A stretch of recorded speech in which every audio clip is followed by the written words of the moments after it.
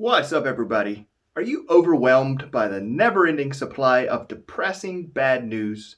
Well, let's refuel our tanks with 7 recent positive stories. This is Getting News for the month of January 2021.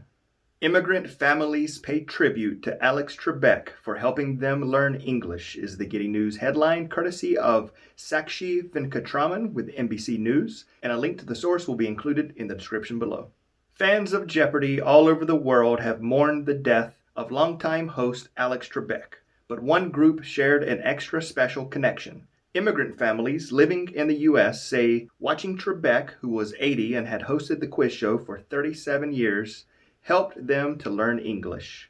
Asmay Toumi arrived in the U.S. from Morocco when she was 9, not knowing a single word of English, and she said watching Jeopardy was a big part of learning the language as it helped her navigate pronunciation, expressions, and nuance. She continued, "His kindness and his empathy and his sense of humor, those were all huge in my cultural understanding." Trebek was an immigrant himself who was born in Canada and became a naturalized U.S. citizen in 1998.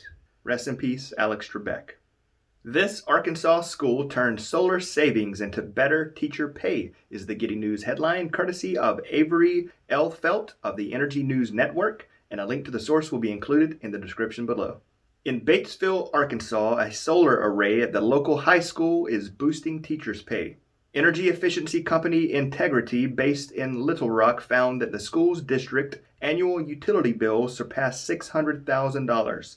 A steep sum for a school system already strapped for cash and struggling to retain teachers as a result. But they also found the school district could save at least $2.4 million over 20 years if it outfitted the school with solar panels and updated the heating and cooling systems. For Michael Hester, the school superintendent, that was reason enough to move forward. The project that resulted generated enough savings in 3 years to transform the district's $250,000 budget deficit into a $1.8 million surplus. And a major chunk of that money is going toward teacher salaries and fueling pay raises. Hester said, "There's at least 20 school districts just in our area that have emulated our model."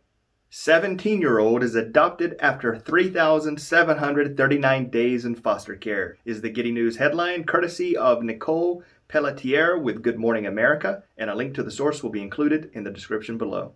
A 17-year-old has found a forever home after spending a decade in the foster care system. Akira Holstein was adopted in Kentucky by Katie Holstein after 3,739 days and 24 prior placements. Holstein began fostering children in August of 2017. She's assisted other foster parents with respite care, where she'd take in foster kids on a short-term basis. Holstein was fostering several children when she began the adoption process for Akira. "And the thing I love about her most," Holstein said, "is how resilient she is. Even though she's been in foster care for so long only to be disappointed, she took a chance on me and my family and let herself be loved again." Profits from wine label go to good cause is the Getting News headline, courtesy of RNZ New Zealand, and a link to the source will be included in the description below. In addition to growing organic grapes for his boutique, Terrace Edge brand, Pete Chapman has another wine label where all the profits go to an organization that works with human trafficking survivors. Pete says, "We bought the land in 1999 and it has always been a family project." 3 years ago, Pete and his wife Alana created another brand wine from the Terrace Edge vineyard grapes called 27 Seconds. That name stems from the stat that every 27 seconds, a child in the world is sold or trafficked into slavery. With every bottle of 27-second wine sold, 100% of the profits go to Hagar, an NGO which provides recovery care to survivors of slavery, trafficking, and severe abuse in Afghanistan, Cambodia, and Vietnam. Pete says, "We see it as a really sustainable model. Not every business has to be creating profits for shareholders." COVID-hit mother wakes up from coma to find she has given birth to twins is the Getting News headline, courtesy of Lisa Dowd with Sky News, and a link to the source will be included in the description below. A hospital consultant delivered twins prematurely while she was in a coma with COVID. Perpetual Uke, a rheumatology consultant in Birmingham, was taken to the city's Queen Elizabeth Hospital and ended up on a ventilator in an induced coma, and her babies were born by cesarean section. When she came out of the coma, she thought they hadn't survived. Mizuke said, By the time I woke up, I was so disoriented. I thought I'd lost my pregnancy because I couldn't see my bump anymore. But Boo Palmer, a girl, and Pascal, a boy, were born and at just 26 weeks old.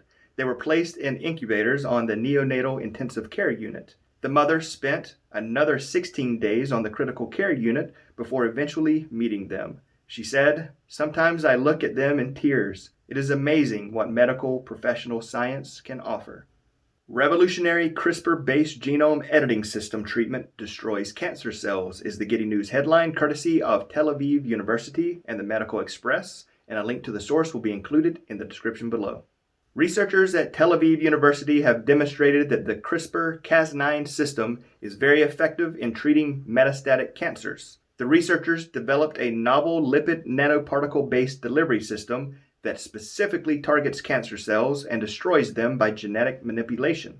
The revolutionary work was conducted by Dr. Daniel Rosenblum and other colleagues in the laboratory of Professor Dan Peer. Research demonstrated that a single treatment doubled the average life expectancy of mice with glioblastoma tumors, improving their overall survival rate by about 30%, and the survival rate in metastatic ovarian cancer mice increased by 80%. Professor Peer stated, "It must be emphasized that this is not chemotherapy. There are no side effects, and a cancer cell treated in this way will never become active again."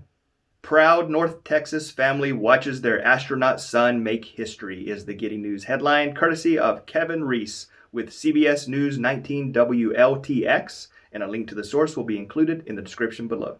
When the Crew Dragon capsule Resilience docked at the International Space Station, a proud dad watched from Prosper, North Texas. That's because for this historic moment in time, his son is in the pilot seat. Victor Glover Jr. is an engineer, Navy commander, F-18 pilot, and now the pilot of the Resilience. He has become the first black long-term resident of the ISS. Glover Jr. said, "I am honored to be in this position and to be part of this great and experienced crew." He continued, "The job that we do on the ground to motivate and inspire the next generation of our science and technology workforce is one of the best parts of this job for me." His father stated, "He knows how much I love him and how much I am so very proud of him."